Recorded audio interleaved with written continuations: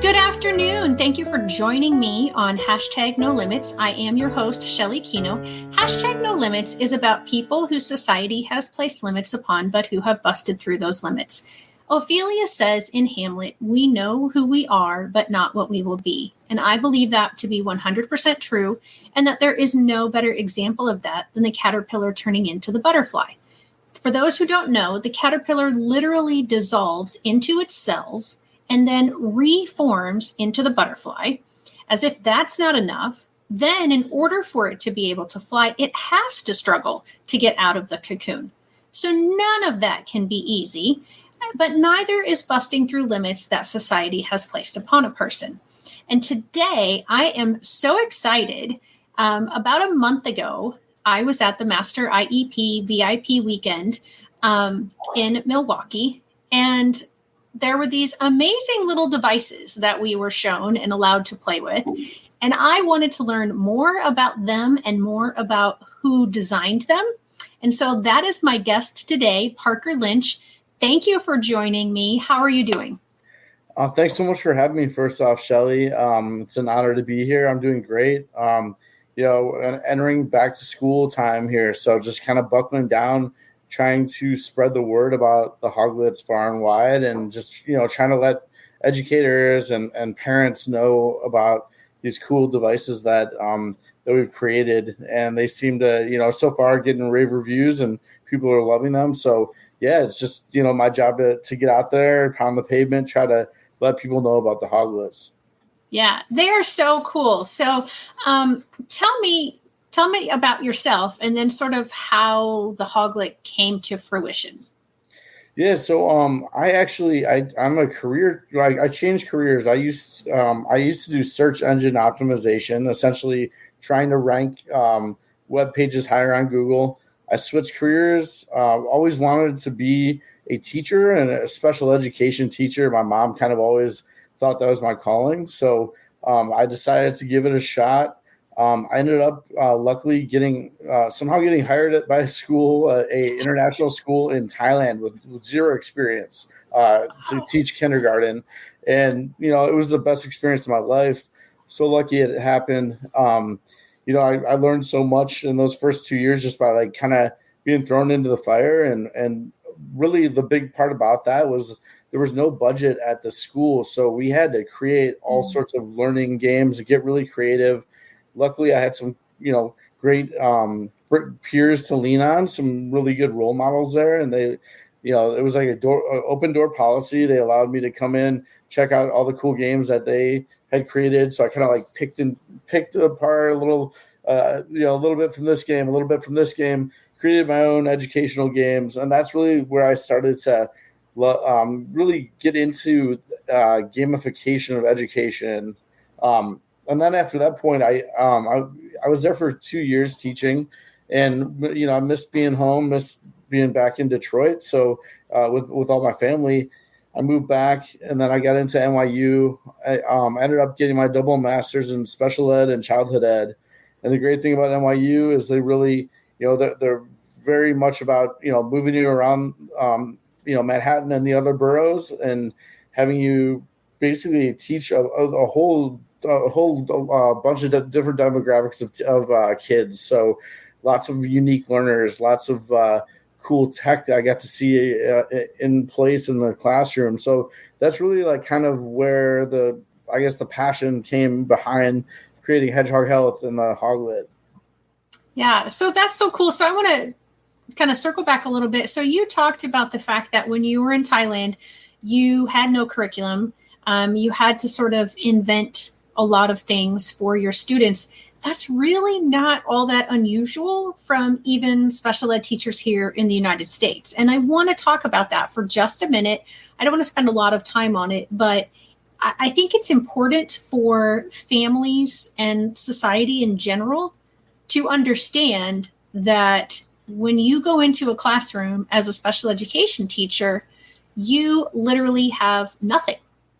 And you can't really have a lot of things because all of your students are individualized, and you do want to address the needs of each of your individual students. But there's not even generic things, like, hey, this is what the fourth grade curriculum is, or this is what second grade is. I mean, I can't tell you how many classrooms I've walked into, my own or other teachers, that there's nothing on the walls. I spent thousands of dollars in my career on purchasing things, and the school gave me some of that money to do that. But for the most part, it was my own money. Did you find that in Thailand? So was it an actual school supported by the Thai government, or was it a school that was like an American school in Thailand? It was an international school in Thailand. It was a private school, one of the less expensive private schools in Bangkok, as far as I was aware at the time. And yeah, it was full on. You're very bare bones. I mean, no air conditioning. You're teaching barefoot. Wow. And I had some visa issues. I arrived late. So I ended up missing orientation because of my visa issues, and totally jet lagged. Had never been to Asia before, knew very little. I made this decision to go to Thailand. It was basically a 2-week lead time there, so I really didn't know much about the culture. I didn't really, so it was a real shock for me. And yeah, to answer your question, and it was bare bones. Like there was not much there, but luckily, again, as you said, this is a commonality, I think, across the world with special education teachers. I mean, you have to teach to the individual. I learned that really quickly. I always knew that I was a different learner just based on, growing up and different teachers. Sometimes, actually having really great luck with teachers where they found a way to reach me. But, you always occasionally have a teacher who's kind of just has kind of a vanilla lesson plan that is everyone's supposed to learn that way. And that just never worked for me. So I kind of knew deep down inside, even before I started teaching, that, I learned differently. I actually learned as an adult that I have severe ADHD, and it was undiagnosed through childhood. But, I always knew I needed some extra visuals and, so some tools and tricks to help me learn and memorize things. And so, yeah, just that, I think that's a common theme, like you said. And that's why special education teachers and teachers in general are so great, so underpaid, undervalued. And I think as a society, we really need to change that. It's, teachers are just so special to me. Even though I'm technically out of the field, I'm not in the classroom anymore. I have nothing but respect for teachers. Yeah. And as you can see, I am also a teacher. And so I wholeheartedly agree that, our teachers deserve, especially after the last few years during the pandemic, that the teachers do absolutely more pay, more respect, more appreciation. And what I do now as an education consultant is typically I work with parents who have a child going through the special education process, but I'm not against the school system when I'm working with the parents. I'm trying to be collaborative and trying to help parents understand there's a lot going on in a teacher's world that often isn't considered or given the kudos, that it deserves. But then I also tell teachers, there's a lot going on in a family who have a child or, an individual with a disability that also needs to be respected and appreciated, and just trying to, help everybody see the other person's perspective. And because we do have a not just a legal, but in my opinion, a moral obligation to help every student reach their fullest potential. And I'm excited to hear that you are doing that in your own life, even though you were never given the supports, it doesn't sound like, when you were going through school, that you said you weren't diagnosed with ADHD until you were an adult. Correct. Yeah. I mean, that's one of the things that, with Hedgehog in the future, the Hoglet, it is the base model of my patent. really, the next gen Hoglet, if you will. We don't know I'm not sure what the name of it will be. Just kind of preliminary working at it right now, but I have the patent for it, and it's a 5 senses learning tool that will give positive feedback to the user. And I know that like how important that is as a teacher as well, to give the student positive feedback in some way, shape, or form. And also, obviously, like more than anyone that there's auditory learners, like kinesthetic learners. So want to try to have an option to at least like give the user an option to utilize that part of the device. So and to clarify, the Hoglet here that you can see today, I'll show it really quickly. Is simply I've got mine. We got the blue one here, and you have the grape one. So yeah, this is simply just a tactile device, a Fidget device built into the computer that's silent, which is silent. You don't hear it.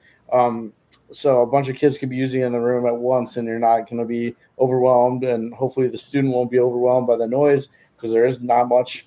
But yeah, just to clarify the one that we have here is just a tactile object, but next gen, I hope to build out software that works in concert with the next generation Hoglet that we will build out.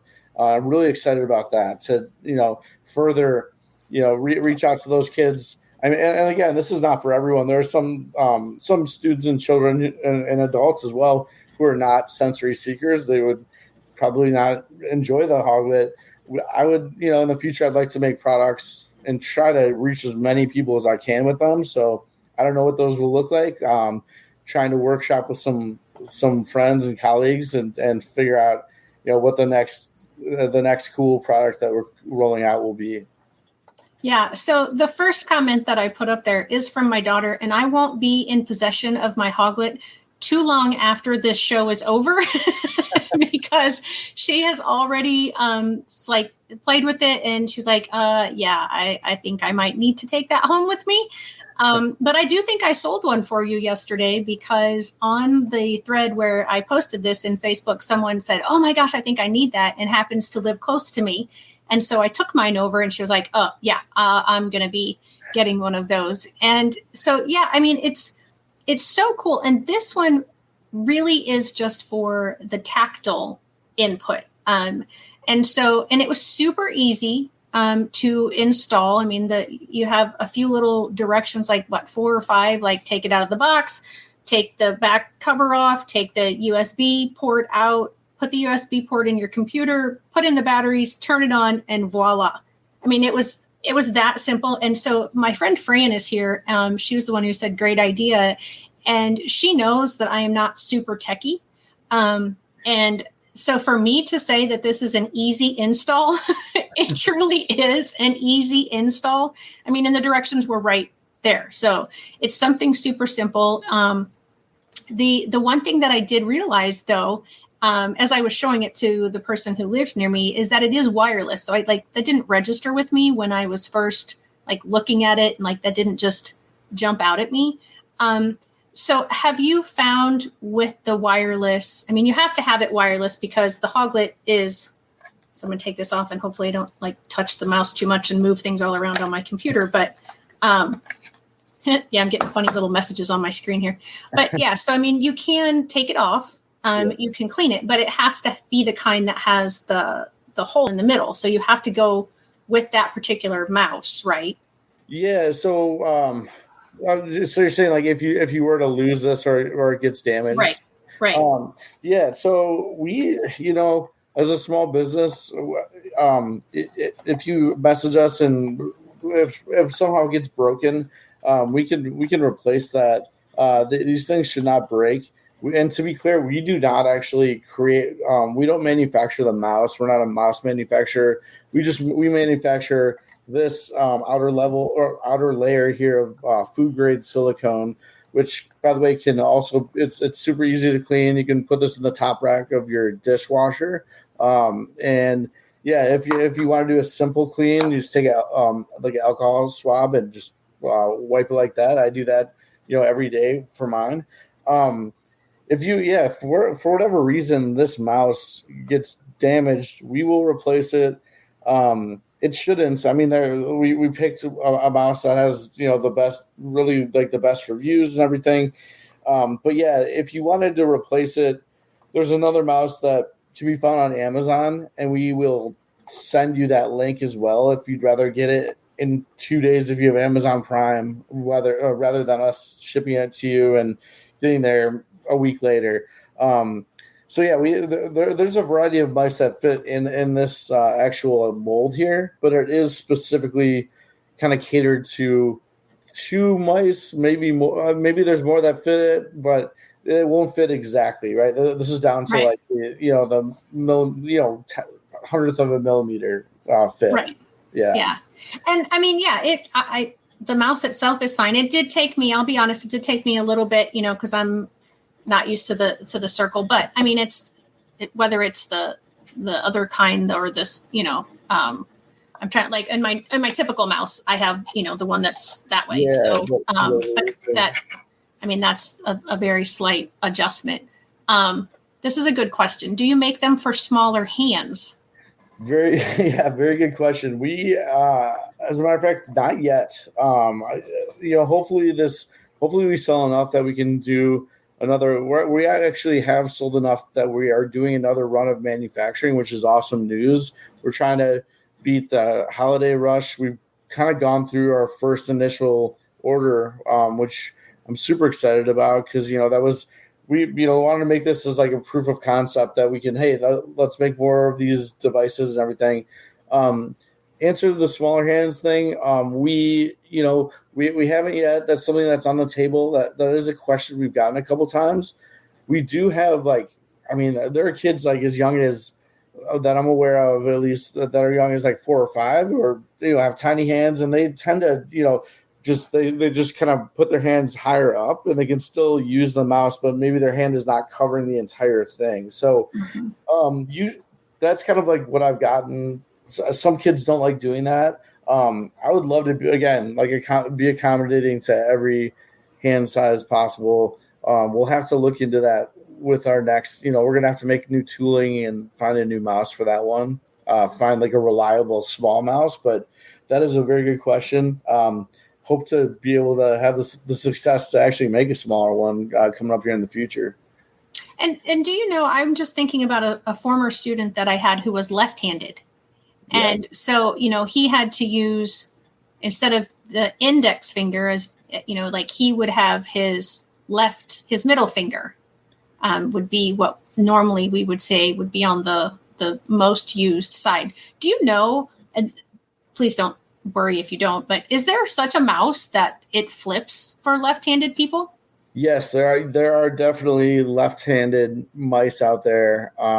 Some are ergonomically built, right? So just as you have like the right-handed ergonomically built mouse, there is obviously less left-handed people, but they do have that build out. Also, there is a normal looking mouse that has, it's like the reverse, right? Like flipping the left and the right click.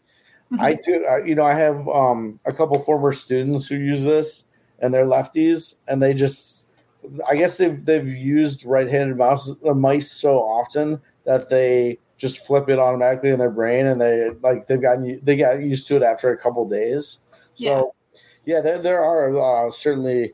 There's if you look up, if you go on Amazon and you just search computer mouse, there are quite a lot of there's a lot of competition, but as far as I know, this is the only. Well, I know this for a fact. This is the only Fidget computer mouse right now. Right. Hopefully we're not copied or anything, but I'm right, sure yeah. It's only a matter. Well, they say imitation is the best form of flattery. However, I totally understand what you're saying, that when it's your business, you don't want to be, imitated in the sense of stolen property, sort of speaking. But so see again here, Fran is techie, yeah. And I'm not. Apparently, you can switch it on your computer, how the mouse buttons work. So that is true. I think if you go in Fran, you could correct me if I'm wrong here. I think if you go into settings and accessories, or maybe I use a Mac, so this could be okay.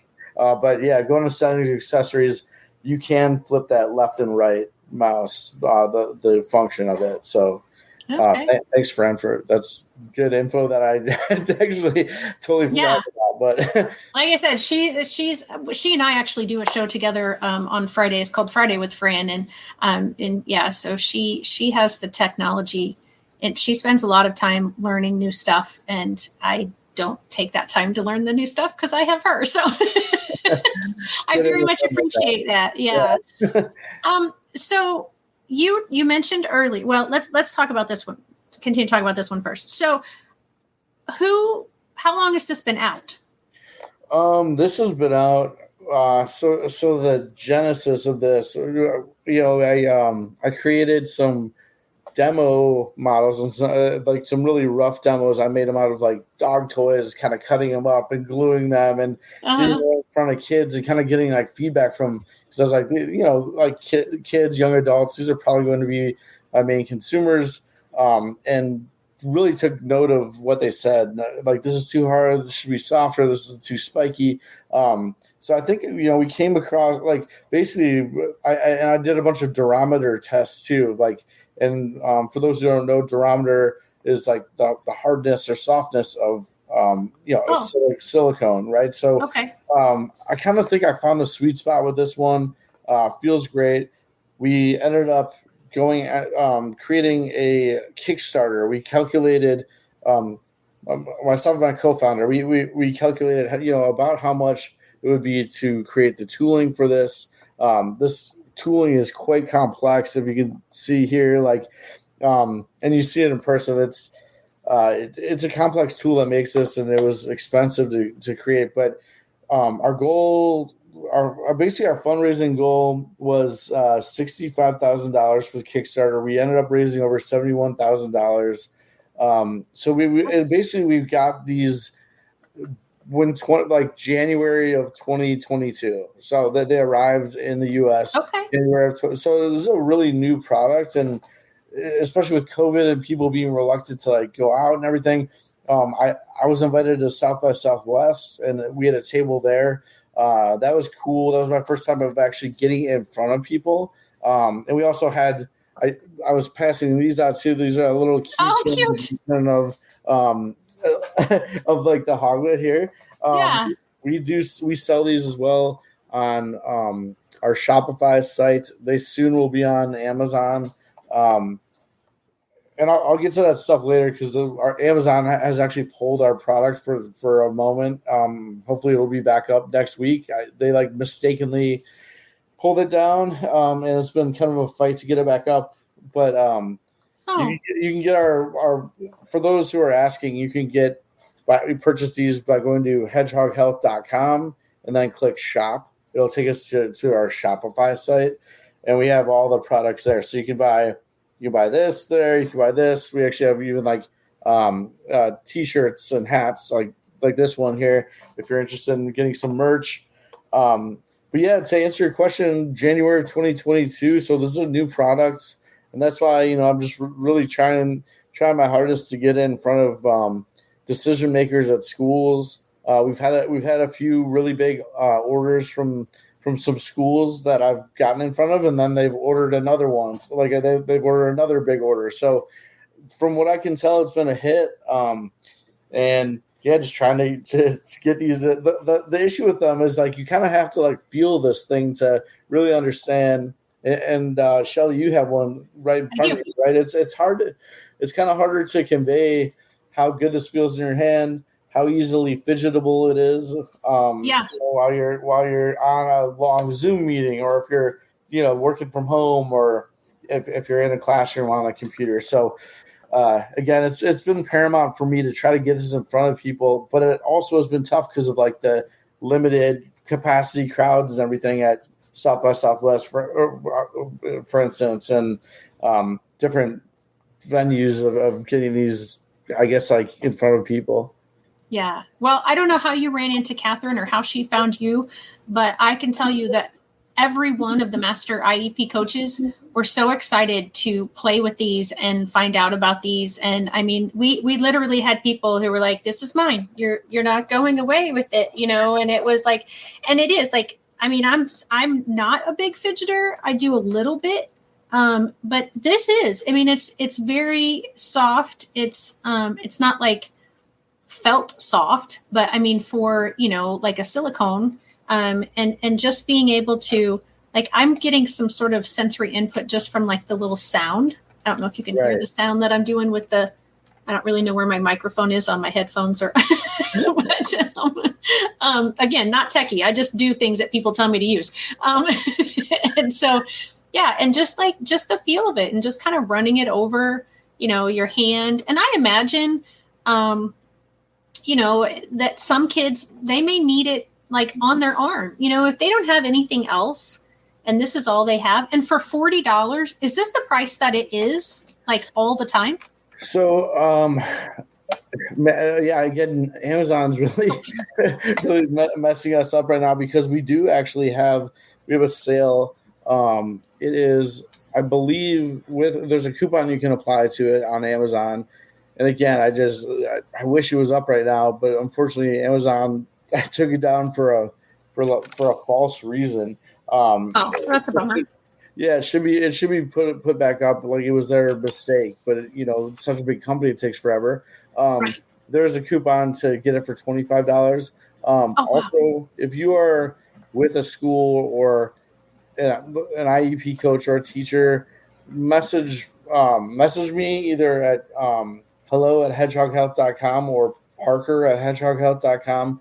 I can get you that price.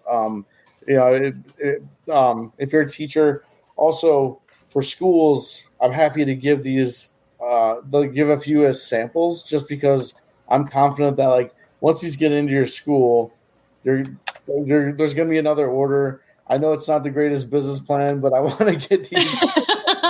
Like giving away products is not always like the smartest thing, especially for a new company that's a small kind of struggling company. But I just have faith in the products, and I know that so far when kids have seen it, the rest of the learners who fidget will want them, and there's obviously with special prices for bulk buyers and for for teachers as well as IEP consultants and IEP coaches. So just message me.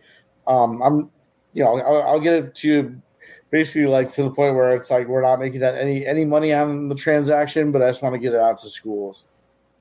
Yeah, and like I said, the master IEP coaches, there wasn't enough for each of us to have one of our own, and so yeah, I got mine after the fact. But you were very kind, and I even sort of like fought you on sending me one because I was like, you're a new company, you have to make money. But he really did. He was like, no, I want you to have it. I want you, so that you can promote it. You can, let people know about it. Now, I mean, please don't everybody try to get one for free, because we need him to have this business and we need him to make money so he can continue to do these things, but not just this one. So this is where now I want to switch to the one that you mentioned earlier. You said this is sort of like the base model, but that you have a patent for one that involves all the senses. So tell the audience about that, because this one is cool, but that one sounds amazing. Yeah. I mean, that one is kind of my ultimate dream. And it's taken years it took me years to kind of decide how I wanted the patent to be written, working with a patent attorney, but and my attorney advised me to, the best way to get it through the patent office is to have it for all five senses. A couple of those senses, as you can imagine, might be a little trickier, but the obvious ones, so right away off the bat, I knew I wanted it to, sync up with software. So ideally, we'd make our own games and then be able to basically have a Chrome extension and have this apply to existing educational games. And when the user gets X amount of problems right in a row, which can be basically like can be changed by the teacher or the parent through our app, right? You can make it little bit easier or harder for the student. And also so basically like they get a few problems right, it will vibrate. You get a few problems right, it'll light up, making noise. So you have three senses there, and then the hard one was like smell and taste. So Right. I know I know just from experience of being around people with ASD, like lavender is, and for all of us, right? Like lavender is a calming scent.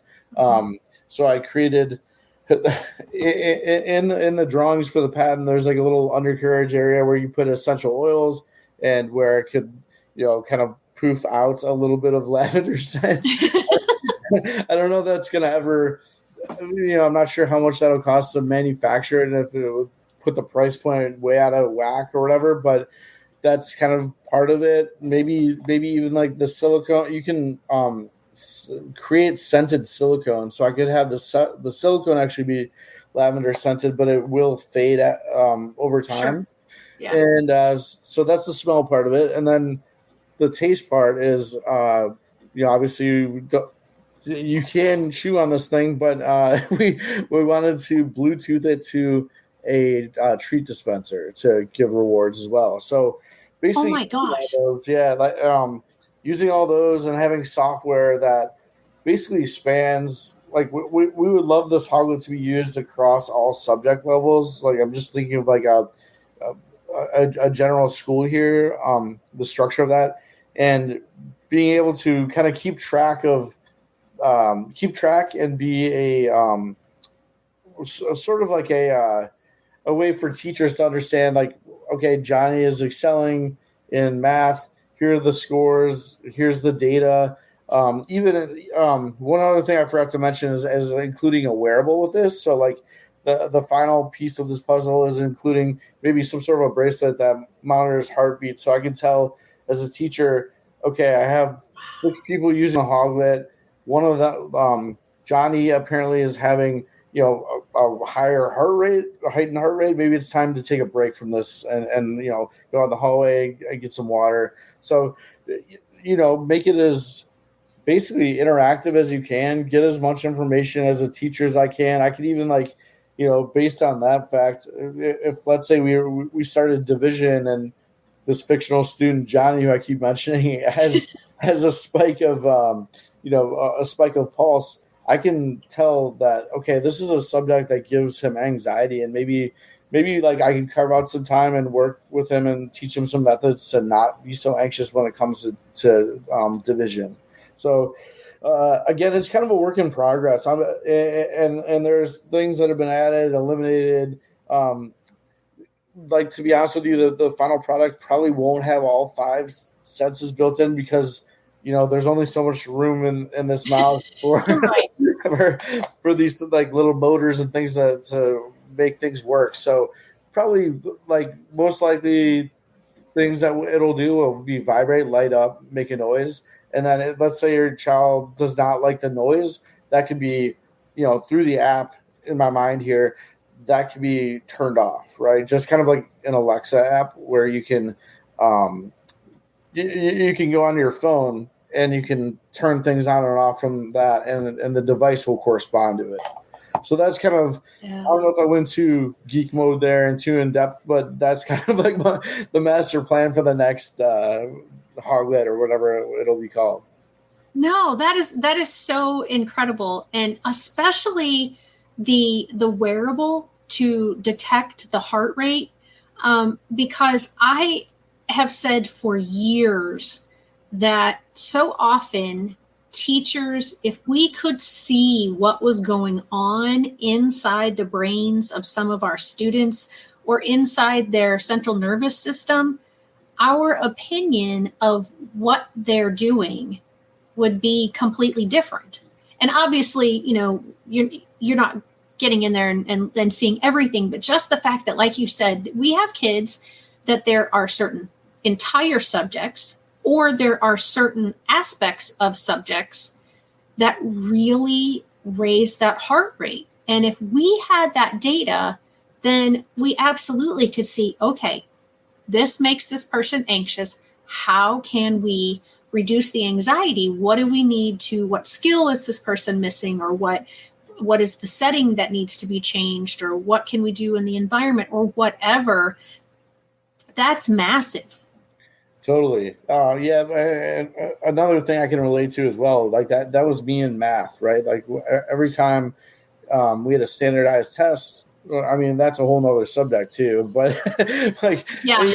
anytime I even just had a math quiz, like a pop quiz in class, I would have like a mini anxiety attack, even if I was totally prepared for it. And I was lucky enough to even have a tutor, and I would still have these kind of mini anxiety attacks. Mm-hmm. And I think like you make some really good points with the I guess like the benefits of a wearable. Another one is like as a teacher, I could see a blind spot, right? Like if all of my students are like it can't be a coincidence. Like if every student in one, I guess one step of I keep using math, but there's good reason why. Yeah, it's where your experience lies in. That's perfectly fine. Exactly. Like, let's say like in PEMDAS, if there's like one step of that is tripping everyone up, then I know, okay, as a teacher, I must have not taught this well. Maybe I can get to another let's try and do a few other examples of how I could teach this to the students, because obviously it's not them, it's me in that situation. Yeah, that's so cool. And I just want to say what PEMDAS stands for, because those people who aren't in education or who haven't, been in education in a long time, that's how you do math problems. So it's parentheses, exponents, multiply, divide, add, subtract. Although adding and subtract, well, yeah, I'm not going to get into all that, but that's what that stands for. That's the order in which that's supposed to happen when you're doing certain math problems. Right. But absolutely, that is so valid and such a key point. And the one thing that I have discovered over the years is that we are really good often at taking data, but then we don't do anything with the data that is really beneficial. And so what would be, because oftentimes like standardized testing, we don't get the data from that standardized testing for months. And then typically we don't have those students in our class anymore. They've moved on to the next grade level.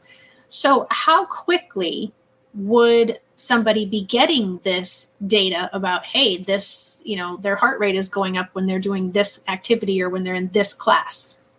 So in my mind, of this unbuilt app and system of education here, the way it would work is the teachers would have one version of the app, the students would have the student version or the child version, and in my mind, it's in real time. So, again, we're going back to Johnny again. I can see Johnny is taking like during multiplication time. He's averaging about a minute per problem. When it comes to division, as we spoke about, he's apprehensive and it's taking 10 to 15 minutes per problem. I can, again, in my mind, like I think you could graph that out over a period of time once you get enough data, and that would like if the whole school is bought into using this, which I believe is a valuable tool or will be a valuable tool when I can build it out properly. Let's say like 6th, 7th, 8th grade, they're all bought in. All the teachers are using it. You can really chart improvement and hopefully improvement. Like hopefully you see basically the graph is going upwards in terms of efficiency. So I think that is. Number one, building it out will be a challenge, but I think it's something that can be done. And I think, as you said, like using and implementing the data, having it be transparent to all teachers, having teachers be able to write, internal notes about, oh, here's a trick with this particular student that helps them remember things, can be super helpful and have it passed on. Like I've actually been in some schools where I've gotten nothing, unfortunately, about the students that's incoming. So I feel like any sort of data is helpful. This could just be another tool to use. Yeah. Well, I love that big dream that you have, because that device, if it can come to fruition, I really think will be a game changer for education, kind of overall, but for individual students for sure. Because I mean, just in the Hoglet, which that doesn't have all the bells and whistles that we're talking about in this other patent that you have. I mean, I can see this being a big deal for a lot of kids because we do spend so much time on the computer now. With kids doing a lot of times with independent work, it's go to the computer and, get on this application or this website or that website. And oftentimes that's what's considered an unstructured time.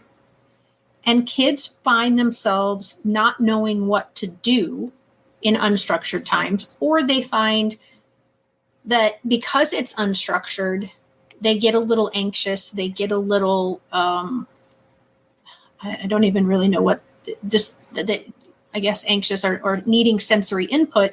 And so if they're at the computer during that time and they need that, I mean, this Hoglet is going to be able to give some kids, like you said, it's not going to be for everybody. Right. There are people who this kind of sensory input isn't what they need, and that's fine. Right. But I can see a lot of people needing and utilizing the Hoglet as it is right now. And I love that you're talking about, how you learned when you were in Thailand about like gamifying education in a way that disappoints me that we need to gamify education because, it's not an easy thing to do, but I understand the reason behind that wording because this is what our kids do a lot now. Right. Exactly. And when I say gamified too, I don't necessarily mean, I definitely don't mean just in using tech and computers. I know that this is a product that is involved with computers, but I definitely encourage teachers to get outside, like that. I don't know, as a teacher, buy a lot of like the games that I created were kind of like competitive games where, there's really like no winner or loser, but all the kids were they had a job and they were encouraging each other positively to do something. And then there's a good outcome at the end for both teams. I think that type of game is fun. I think as long as, there's a game, one of the first games I learned in Thailand was this game called Go Fish. And it was very simple. We just had like little wooden rods. I created, I got a string and a magnet and then put some math facts on the ground and all the kids are chanting, go fish. And they, pull it up and it was almost like a little relay race. I had to read the facts and answer it. So I love, as a teacher, that type of stuff, I think brings the classroom together. I think it creates camaraderie, teach a little bit of like, sometimes someone's going to win, sometimes someone's going to lose, and everything's going to be fine at the end. And you can work as a team and all those good things that you learn as a child that you'll need to use when you're an adult too. So definitely like away from the, I'm definitely not advocating that that a teacher just like plops a child in front of the computer and and then there you go. But I think when they are on a computer during that precious time, for me at least, I need to be focused. I'm actually, I've been playing with this the whole time because that is the way that I focus, right? I need to have some little extra stimulation to really be in it. And I think a lot of kids are like that as well. So, the time can be long when you're on a computer. The time, like, not everything is going to be super exciting that you're doing, right? Like you may be doing, as we talked about, a standardized test now on a computer or something that's just not one of those like car games where, that the kids tend to love. It might just simply be the facts on a computer or sentences that they have to fill in. So I think it's important to, while they are on on the computer, that they're being as productive as they can. Yeah, and absolutely. Standardized tests. I'm in Southern Illinois, and for 4 or 5 years now, standardized tests have been on the computer. Maybe even, I was trying to think, I think it is actually even longer than that doing the standardized tests have all been done on the computer. There is no filling in bubbles or paper pencil things anymore. And I'm thinking that that's pretty much across the country, that standardized testing is on the computer. And that absolutely is hours of, staying at your seat, or at least a full hour, before you're allowed to get up and do anything or have any kind of movement. So absolutely that would work for there. So I'm thinking like in school settings, because as we mentioned, to some people, not only is this not going to work for them, but it could be of a detriment to them.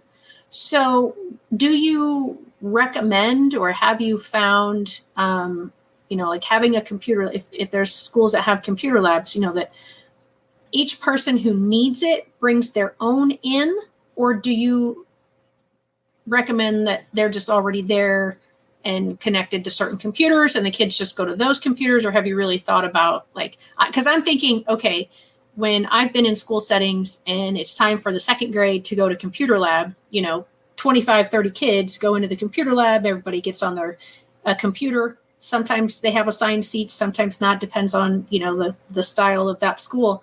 And then they get going on something. So I'm just like thinking logistics in my head. Yeah, I'd say that's a great question, and the answer I have for that is I think it depends. It really depends on the setup. For instance, like I know some of my teacher friends, they have Chromebooks in their classrooms, and like each Chromebook is assigned to like each individual student. They're lucky enough to have that set up, and that's great. And in terms of like, I know that Chromebook has a trackpad, but in terms of getting kids ready for like the next level of like, hey, they're going off to high school and there will be a computer lab, and they have to get used to using a mouse. And I personally like to use a mouse anyways, even though my computer is a trackpad here, just because it's just less cumbersome. The motor skills are required to use that or use a mouse much less. I guess less challenging. I think it depends, right? Like if you have an influx of students coming into a computer lab, it might be best if if they're already plugged in and ready, like the dongle was plugged into the USB and the mouse is just there ready to go. In that case, I would definitely encourage wiping it down because you have different people using it.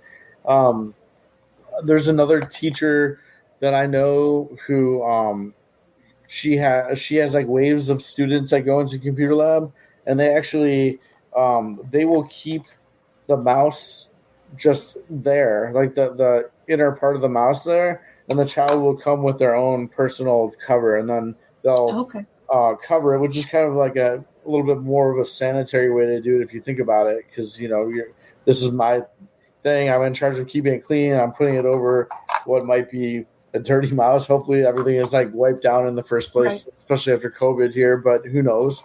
I think that might be the better way to do it in that situation. But I guess I would leave it up to the teachers. Like they know best, or the computer techs and everything. And again, it's not for everyone. So maybe if you have them all just like out, a child would not want to use it. And in that case, they can always just take this off and use it as a regular mouse. That's always an option as well. Yeah. And we did, and you kind of just touched on it, but how easy are they to clean? Like, what do you use if you don't, because I know you mentioned earlier putting it in the dishwasher, but obviously you're not going to be able to do that after a, computer lab full of kids comes in. So what is, like, can you just wipe it down, or? Yeah. Like a simple wipe down. I'm trying to think, like, those little. Can you use like the antibacterial, like the Clorox or the Lysol? 100%. Yeah, that's what I usually use. Like that you see around in classrooms too, to like wipe down a table.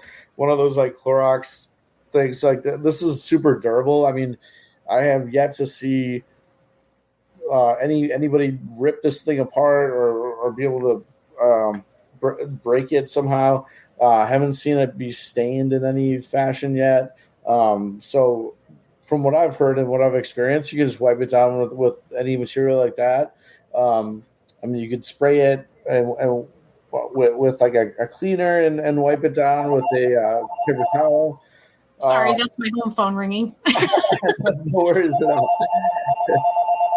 And the only way that you'd really have to put this in a dishwasher is if it got super gnarly and dirty. So that's like the most extreme, right? Like if let's say some kid came in from recess with just the mud all over their hands and really got it deep into into these nub areas, like into the crevice in between there. That's really the only reason why you might need that. Another way to do it is if it got really gross, use like a little scrub brush or an old toothbrush or anything like that. But I've never seen them get that dirty. I mean, that's one of the good things about food grade silicone is it's just super easy to clean and it doesn't really get to that point. Yeah, that's and it does. I mean, I can see it being really easy to clean, and I sub now. I'm not a full-time teacher anymore, and when I've gone into computer classrooms, kids bring in their own headphones now. You know, because so that everybody can have comfortable headphones for themselves. And so I could easily see, this just being another thing that they bring with them from home. And it is, I mean, it is really easy to take this off and put this on. Oops. It helps if oh no, what did I just do? I'm pressing mouse buttons and things are happening that I'm like, oh, what's going on? Oh, okay, there we go. Things were disappearing. And so, yeah, I wouldn't recommend having the mouse on while you're putting the hoglet on or taking it off, because you could have things happen like I just did where, things disappear and you didn't mean for them to. But yeah, I mean, I certainly could see, like I said, they have a little baggie where their headphones are. Some school districts, they have those they keep all headphones in a computer lab, and they have, like these are the first grade headphones, and it's on a baggie and the kid's name is on it, so kids go to that, they grab it, they put it on, they plug it into the computer that they're working on, and away they go. And I could easily see the hoglet, also being in that little baggie for those kids who need it, because as we mentioned, not everyone's going to need it. And I don't want to say that they want it, because to me there is a very big difference between a kid who needs it and a kid who wants it. Probably you're going to have a lot of kids who see the kid using it who needs it and be like, I want one of those. That looks cool. Right. And yeah, I think that would, again, have to be determined on an individual basis. Exactly. I mean, like when I remember like the age of the fidget spinner when that became in vogue and then started getting banned. I mean, you don't want to, God forbid, like you don't want it to get misused or anything. Or the good thing about this is it is quiet. It's a functional fidget. That's what I like to say about this thing. Whereas like the fidget spinner, it's a fidget. It's not going to help you get your work done. Whereas when you're using this, you're able to actually do your work. And yeah, I think like what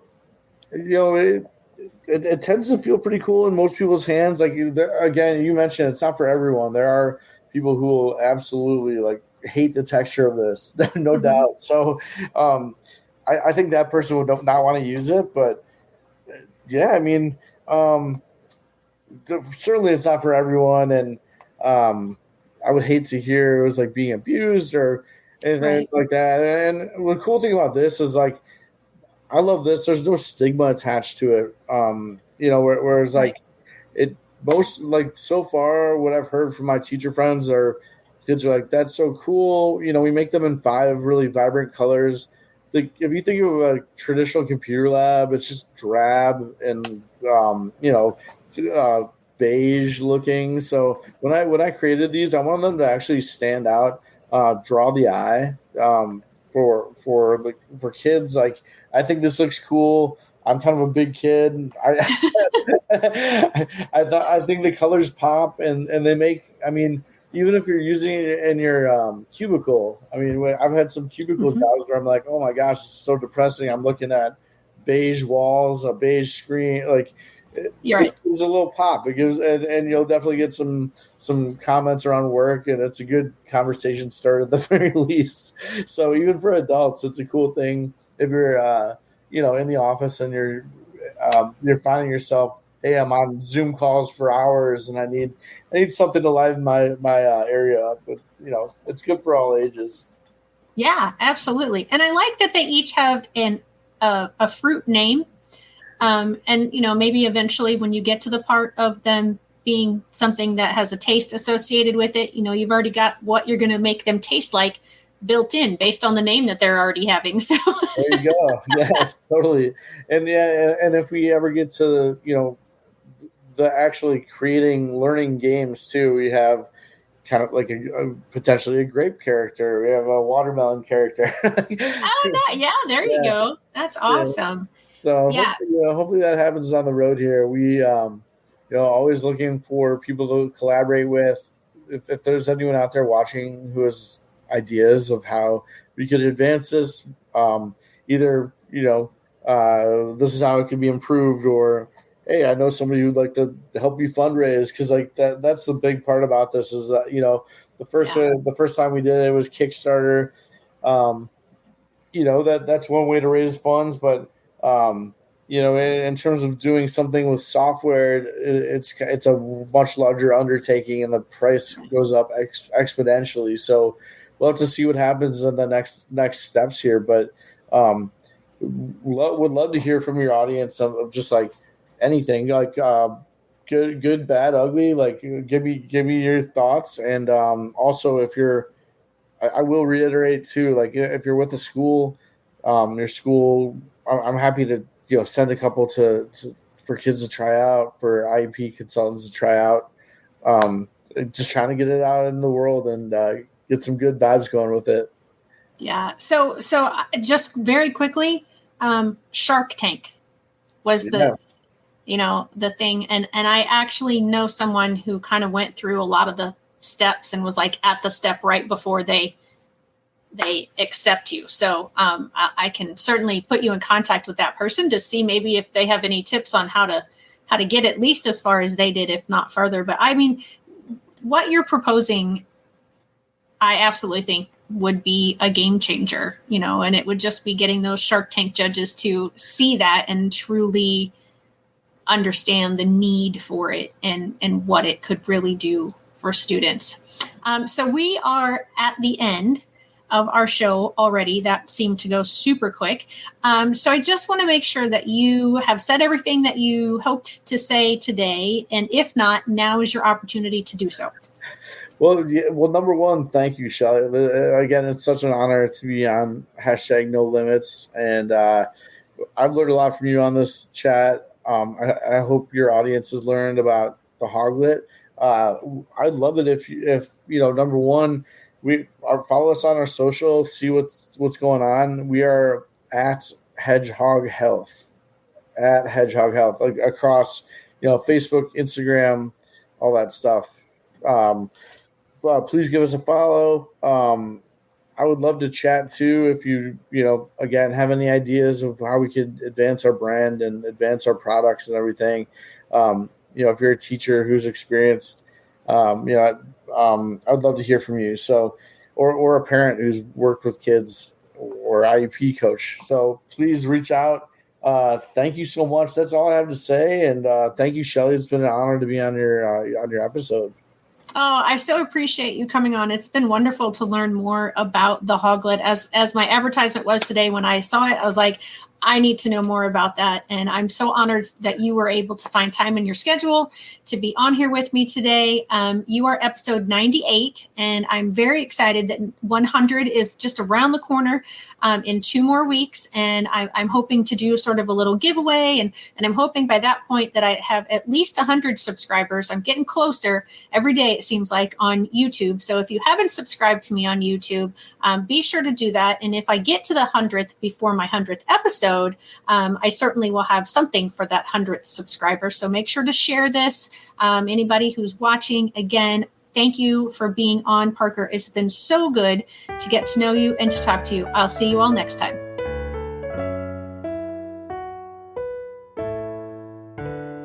Hey, parents and teachers, are you tired of IEP meetings that feel like a battle? Let's put an end to the tension and create a collaborative, calm, and respectful environment together. Shelley Kino, your go-to IEP consultant, can transform your meetings into positive and productive experiences. With Shelley Kino, your child is her top priority, your voice is heard, and you become confident. Shelley Kino is making the world better for all, one IEP at a time. Visit www.shelleykino.com for more information and set up your free 20-minute consultation today. That's shelleykino.com, SHELLEYKENOW.